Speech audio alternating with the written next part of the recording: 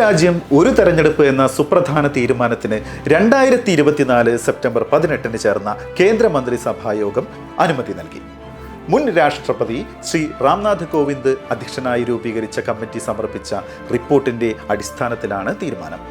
ഇടവിട്ട് വരുന്ന കേന്ദ്ര, സംസ്ഥാന, തദ്ദേശ സ്ഥാപന തെരഞ്ഞെടുപ്പുകൾക്ക് വേണ്ടി ചെലവഴിക്കേണ്ടി വരുന്ന വലിയ ധനവും മനുഷ്യാധ്വാനവും 30% വരെ ഈ പരിഷ്കാരത്തിലൂടെ കുറയ്ക്കാനാകും എന്ന് പ്രതീക്ഷിക്കുന്നു. നിരവധി ഭരണഘടനാ ഭേദഗതി ആവശ്യമുള്ളതിനാൽ ചർച്ചകളിലൂടെയുള്ള സമവായങ്ങൾക്കനുസരിച്ചാകും ബിൽ പാർലമെന്റിൽ അവതരിപ്പിക്കുന്നത്. 1951 മുതൽ 1967 വരെ രാജ്യത്ത് ഒരു രാജ്യം ഒരു തെരഞ്ഞെടുപ്പ് സംവിധാനം നിലനിന്നിരുന്നു.